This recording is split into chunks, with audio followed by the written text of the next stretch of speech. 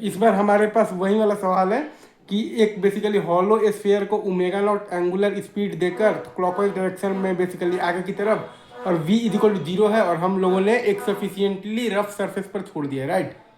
ठीक है sir, is it true? तो जब वो हॉलो स्फीयर आपका जब प्योर रोलिंग स्टार्ट करेगा तो उस टाइम पर आपको बताना है कि v क्या होगा, उस टाइम पर आपको बताना है कि ओमेगा क्या होगा, और उस टाइम तक आपको बताना है कि काइनेटिक फ्रिक्शनल फोर्स का वर्क डन क्या होगा। ठीक है सर, इजी। तो अब अगर आप ध्यान दीजिएगा तो यहाँ पर क्या है आपके पास, बेसिकली आप देखिएगा तो v is less than omega are है,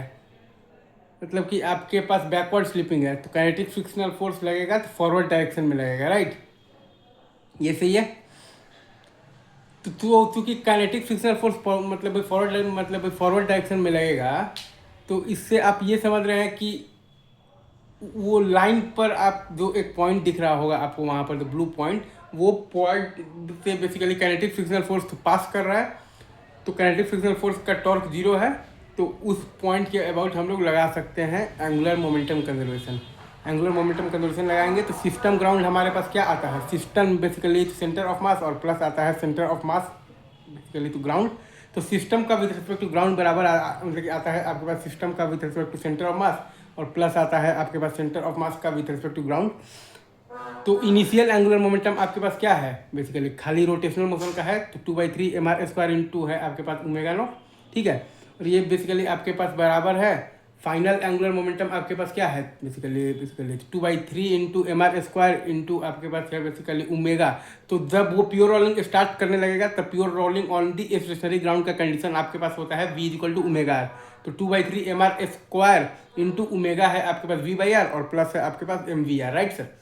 तो यहाँ से और दोनों का मतलब भाई डायरेक्शन सेंस तो सेम ही है, क्लॉकवाइज सेंस में है। तो आपके पास फिर क्या आ गया है कि 2/3 mr² इंटू ओमेगा नॉट बराबर है आपके पास 5/3 इंटू है आपके पास mv/r है, right sir, is it true? तो v इज इक्वल टू आपके पास आ गया है, तो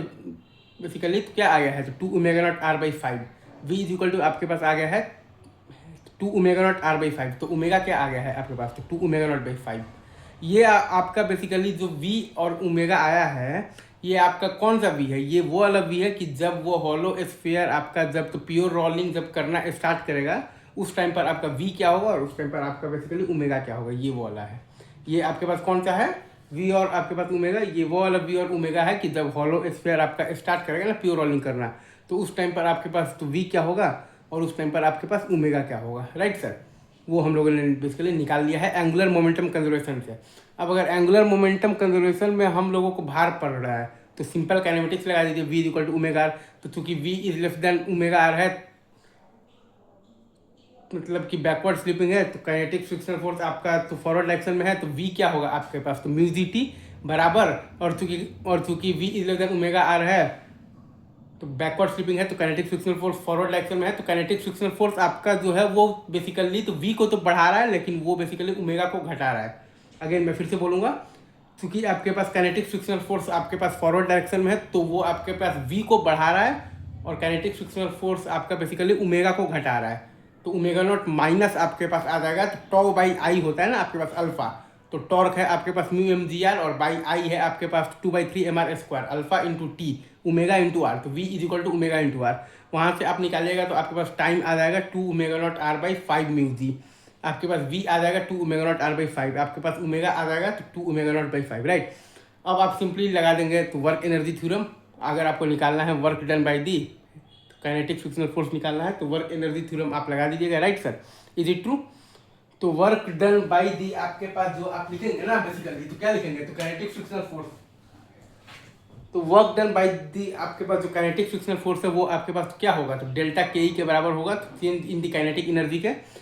अगेन फिर से वही कॉन्सेप्ट लगाएंगे कि system ground is equal to system with respect to COM, और प्लस हम लोग लिखते हैं सीओएम और with respect to ground. Again system का ग्राउंड के रेस्पेक्ट में बराबर आता है सिस्टम का सेंटर ऑफ मास के रेस्पेक्ट में, और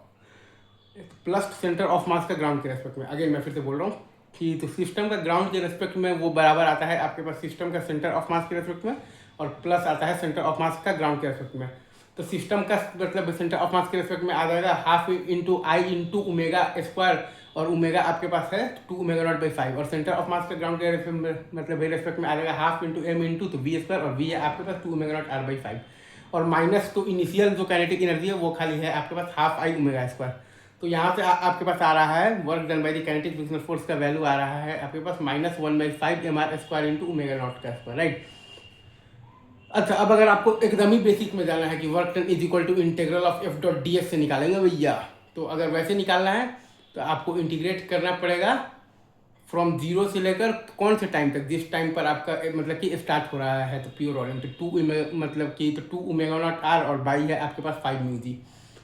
ठीक है। आपको इंटीग्रेट करना पड़ेगा फ्रॉम जीरो से लेकर किस टाइम तक, जिस टाइम पर कि आपका स्टार्ट हो रहा है तो प्योर वॉल्यूम तो 2 omega naught r by 5 mu g और एफ डॉट डी एस, और एफ तो आपके पास क्या है तो म्यू एम जी है और डी एस क्या है आपके पास v minus omega into d t, क्योंकि आपके पास स्लीपिंग वाला डी एस लिखना है। तो स्लीपिंग वाला डी एस लिखना है तो स्लीपिंग तो बॉटम मोस्ट पॉइंट का हो रहा है, तो बॉटम मोस्ट पॉइंट का इस मतलब अगर आप देखिएगा तो आगे की तरफ वेलोसिटी है v और पीछे की तरफ है ओमेगा आर, तो बॉटम मोस्ट पॉइंट का नेट वेलोसिटी आगे की तरफ है v माइनस ओमेगा आर। तो स्लीपिंग आपका हो रहा है v minus omega r into d t से, जो कि है आपका डी एस, तो वही लिखे हैं v minus omega r into d t, वो है आपका तो डी एस और डॉट एफ है आपका यहाँ पर म्यू एम जी, और उसको अगर हम लोग कर देंगे इंटीग्रेट फ्रॉम जीरो से लेकर कर तो 2/5 omega naught r by mu g से, तो आपके पास वही आंसर आ जाएगा -1/5 mr square into omega naught square, वही आएगा आप मतलब आएगा आपके पास वर्क डन बाई दी तो काइनेटिक फ्रिक्शनल फोर्स आ जाएगा, right sir, is it true. तो वही चीज़ आपके पास अप्रोचेज बहुत सारे हैं अगर आपके पास कॉन्सेप्चुअल क्लैरिटी है तो, और अगर कॉन्सेप्चुअल क्लैरिटी नहीं है तो बहुत सारे अप्रोचेज का भी कोई मतलब नहीं है। चलिए sir, thank you very much, love you guys.